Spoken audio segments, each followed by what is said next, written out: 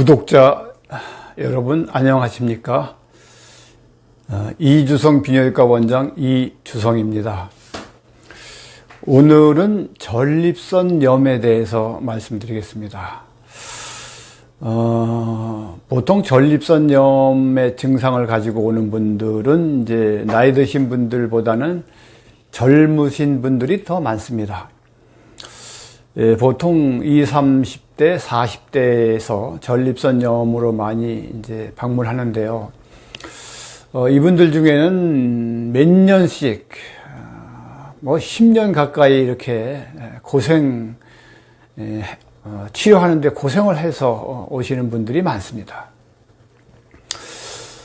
그런데 정작 그분들이 자가 진단을 해서 전립선염이라고 자가 진단을 해서 오는 분들의 80%는 전립선염이 아닙니다.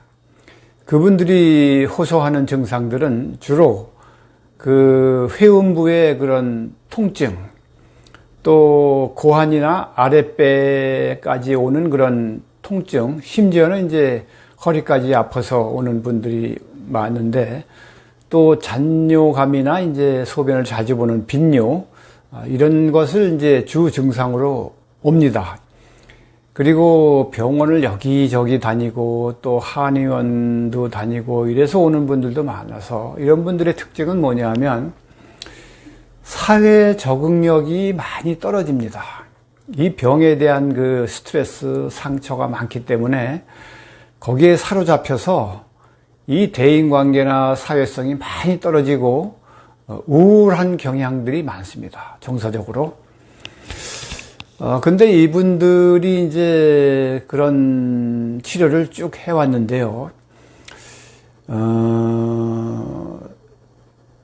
제가 진단하기에는 80% 정도는 전립선염이 아니라 회음부 통증을 동반한 자율신경 장애인 경우가 대부분입니다.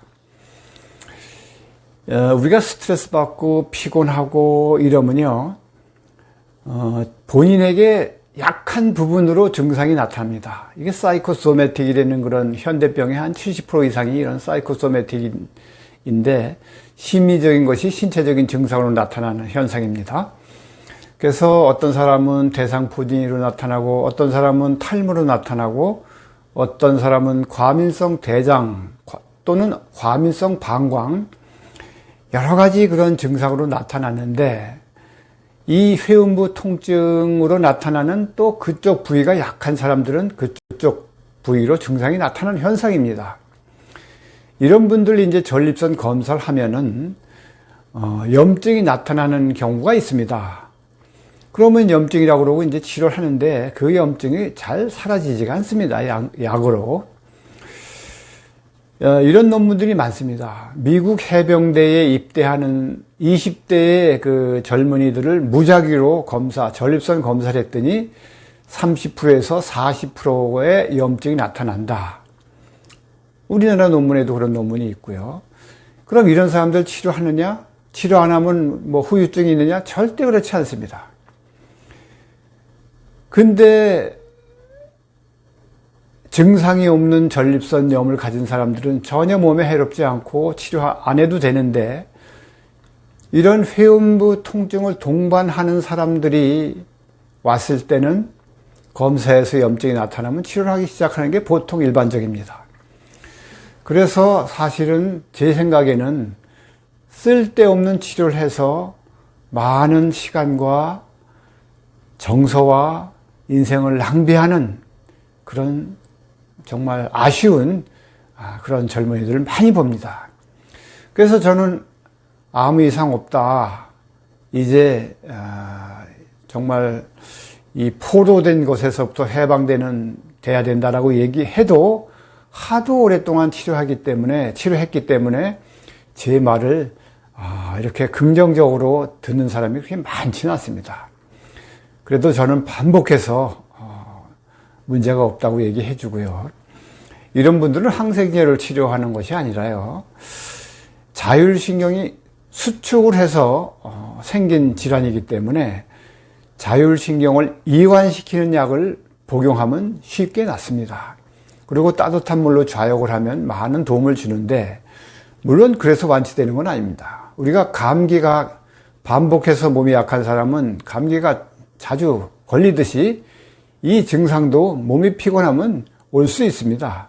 그때마다 1년에 한 번, 2년에 한 번 올 수 있는데 이걸 걱정할 것이 아니라 그때마다 자율신경 이완제를 복용하는 것이 모든 그런 근심과 염려로부터 해방되는 그런 시간입니다. 그래서 전립선염 환자로 오랫동안 고생했던 분이 되면 저희 병원에 오시면 사실은 그렇게 저는 전립선염으로 일주일, 열흘 이상 치료한 적이 없습니다. 제가 만약에 전립선염을 몇 개월씩 치료했다면 저희는 하루에 엄청난 환자를 봤을 겁니다. 그리고 제가 몸이 약해졌겠죠. 많은 환자를 봤으니까. 그래서 이제 전립선염이 만약에 있는 분들이 제 유튜브를 본다면 방문하시면 좋겠습니다. 고맙습니다.